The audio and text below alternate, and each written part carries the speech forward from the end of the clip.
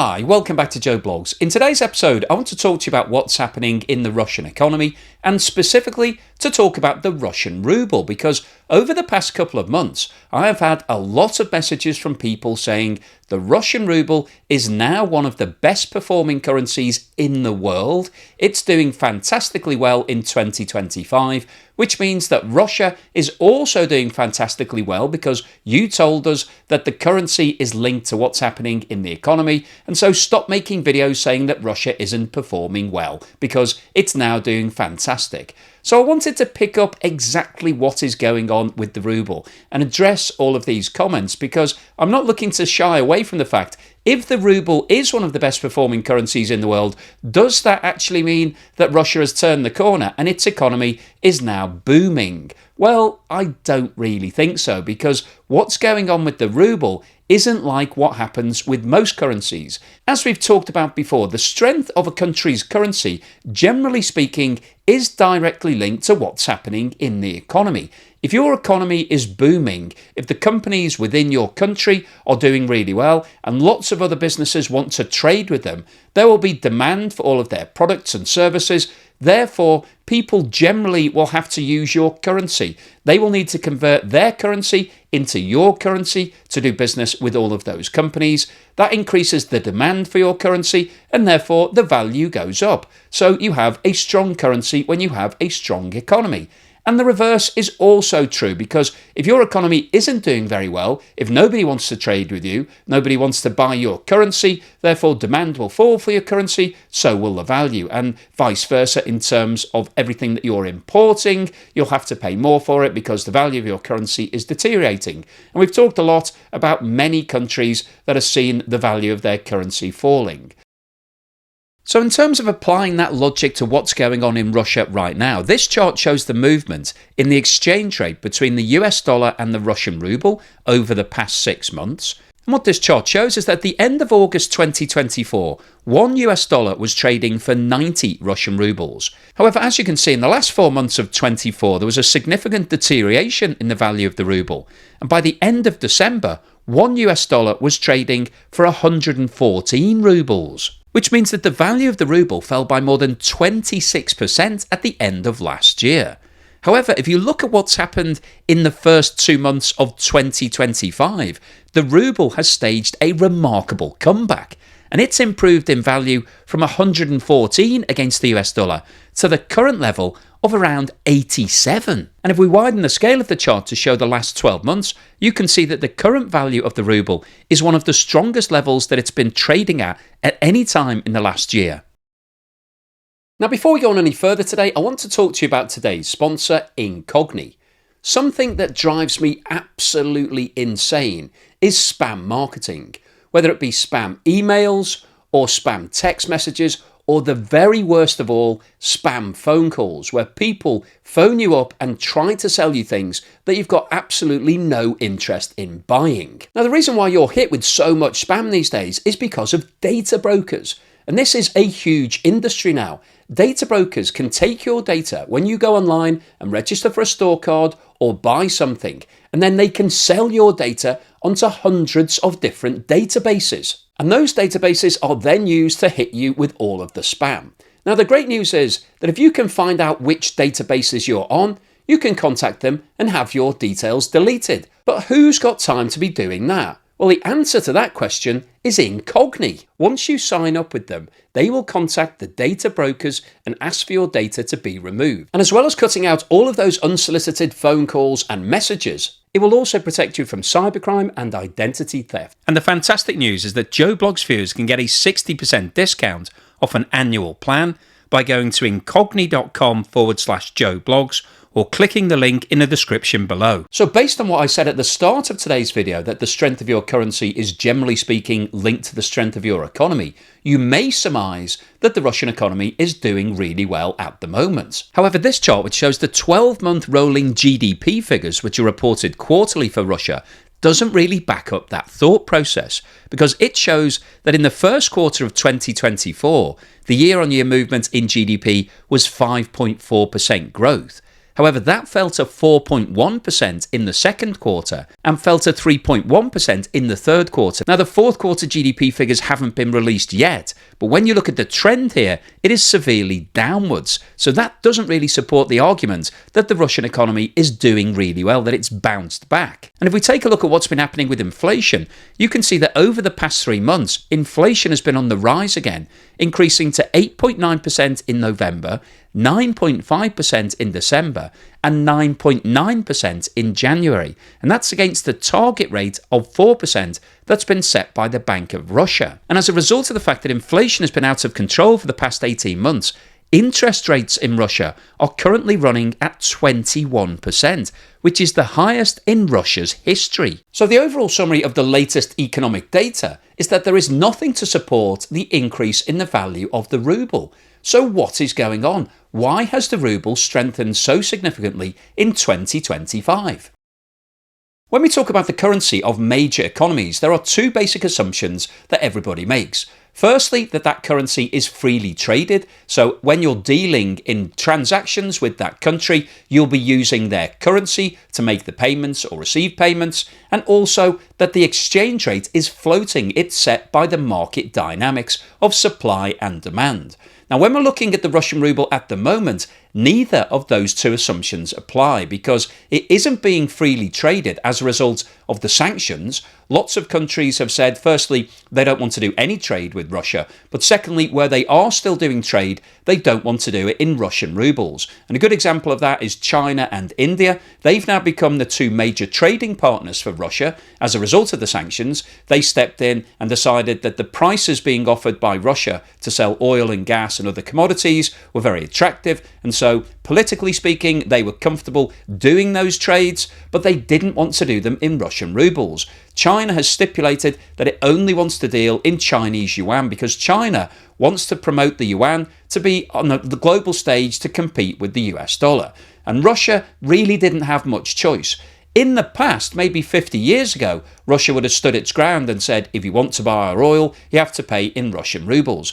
But because its market was diminishing and there were so few buyers, and China is such a big player in terms of being able to purchase large quantities, it held all the aces. So when China said, we don't want to pay in rubles, we only want to pay in yuan, Russia really didn't have much choice. And the same applies to India, because India initially said that it wanted to make all of its purchases using its own currency, the Indian ruble. Now, obviously, from Russia's point of view, they didn't want to take ruples because there isn't many other countries that you can actually do trade with using that currency. So it's a one-way trade thing with India, and Russia doesn't really buy a lot of things back from India. So in terms of the trade balance, it's heavily positive in favour of Russia selling to India rather than buying. So if it had built up a large amount of Indian rupees, it wouldn't really have had much to do with it, apart from asking the Indian central bank if it could change it back into some other currency. And obviously you tend to get a bad exchange rate if you're in that situation. So Russia didn't want to deal in rupees, India didn't want to deal in rubles, and so they're now doing their trade in other currencies. So that isn't helping the Russian ruble. So Russia isn't seeing its currency being freely traded because most of the rest of the world are not interested in dealing in rubles. In fact, the only countries that are currently dealing in rubles are ones that have to. So countries such as Turkey, who have to take oil from Russia because they've got a good relationship, and Turkey is strapped for cash, so it needs to do the deals with Russia, firstly to get the best price and also to take some credit. So Russia holds all of the aces in that arrangement, and there are lots of other countries in Africa and Asia that Russia is doing deals with that really don't have the financial firepower to tell Russia that they don't want to deal in rubles. So the market for rubles is now much, much smaller than it was before Russia invaded Ukraine. And what that enables Russia to do is manipulate the market. And this comes on to the second point of the ruble not being set by the market dynamics. It's not supply and demand that is setting the price of the ruble. It's what's going on in the currency markets in Russia. And Russia is currently buying lots of rubles to support the value. As we've just discussed, in the last 4 months of 2024, there was a significant deterioration in the value of the ruble. and it dropped to a low of 114 against the US dollar at the end of December. And that level of trading proved to be a bridge too far for President Putin. He instructed the Russian central bank to do something about it. He basically instructed them to go into the markets and start buying rubles to support the value. And the Russian central bank subsequently revealed that it was supporting the ruble to the value of 8.4 million rubles per day, which at an exchange rate of around 1 to 100 equates to around $84 million per day. And on an annualized basis, if you multiply that by 365, that would cost the Russian central bank over the course of a year $31 billion.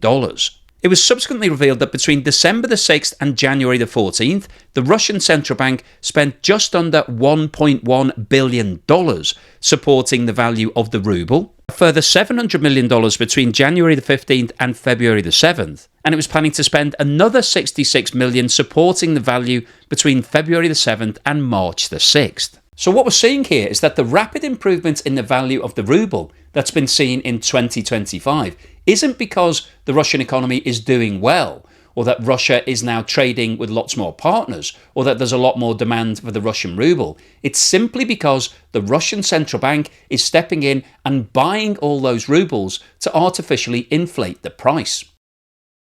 So what's the summary and conclusion today? Well, I wanted to post this video because I think what's happening with the Russian ruble right now is really quite fascinating, because if you just look at a graph, you would assume that the improvement in value that's been seen in 2025 of over 25%, it is one of the best performing currencies in the world over the past couple of months on paper. You would assume that that's directly linked to what's happening in the Russian economy, because that's what I've been telling you. I've said that what happens to your currency is linked to your economy. So when your economy is booming, your currency, generally speaking, will also be performing well. So you might be thinking that Russia has turned the corner and 2025 is now looking like a really positive year for it. However, as we've discussed, the dynamics in Russia right now mean that the link between the currency and your economy has been broken. And the reason for that is firstly because it's no longer freely traded. Previously, lots of companies and countries were dealing with Russia, and when they were doing those deals, they had to deal in rubles because that was how it worked. However, following the invasion of Ukraine, things changed materially. Lots of different countries came out and said, we're no longer dealing with Russia. So Russia saw a huge drop in demand for the ruble because it lost lots of trade. And the trade that it replaced that business with was done predominantly with China and India. And as we discussed earlier in the video, neither of those two countries want to deal in rubles. They're not interested in it. So Russia has seen a huge reduction in its trade, and it's also seen a huge reduction in the demand for the ruble because nobody's wanting to make payments in rubles. In fact, lots of Russian banks and financial institutions have been sanctioned, and so it is actually quite difficult to be able to do some of that payments and move the money. So the material changes that we've seen over the past 3 years have really impacted on the size of the market for the ruble. And what that means is that it's now much easier for the Russian central bank to manipulate the price of the ruble. So let me give you a ridiculous example to put this into perspective. Let's say that I created a currency, Joe Bloggs dollars, and I said that a Joe Bloggs dollar was the equivalent of a US dollar, so it was 1 to 1. You could buy a Joe Bloggs dollar from me for $1 US. Now, obviously, nobody wants to do that because what's the point? Why would you buy a Joe Bloggs dollar? What are you going to do with it? Nobody actually accepts it as payment, so it's sort of pointless. But if I then said, well, the Joe Bloggs dollars have doubled in value, they're now worth twice as much as they were at the start, my net worth has now doubled. In fact, it's now gone up 10 times because Joe Bloggs dollars are worth 10 times what they were when I first launched them. In fact, I'm just hearing that they've gone up 1 million times. So I'm now a millionaire in Joe Bloggs dollars. In fact, I've just heard that they've gone up 1 billion times. So I'm now a Joe Bloggs dollar billionaire. So I'm super wealthy in terms of Joe Bloggs dollars. Now, obviously, this is a ridiculous example because Joe Bloggs dollars don't exist. But the Russian ruble does exist. However, what I'm saying is that it's similar to what's happening in Russia right now because it doesn't really matter what the value of the ruble is. Russia could say that it's $1 to 50 rubles or $1 to 20 rubles, or in fact, $1 to 1 ruble. It doesn't really matter if nobody's doing any trade in Russian rubles. And that's sort of what's happening right now. There are some countries that are still being forced to use rubles, so basically the countries that are weak economically or where the balance of power between Russia and their country is much stronger in the favour of Russia. They're being told they have to make payments in rubles, or Russia is making payments to those countries in rubles because it wants to keep the currency alive. However, the number of countries and the volume of trading is significantly lower than it was 3.5 years ago before the war in Ukraine started. And so the value of the ruble today is much less relevant to the global economy than it was before that war started. But from Russia's point of view, obviously the ruble is still important to the people of Russia because that's the currency that they live with on a daily basis.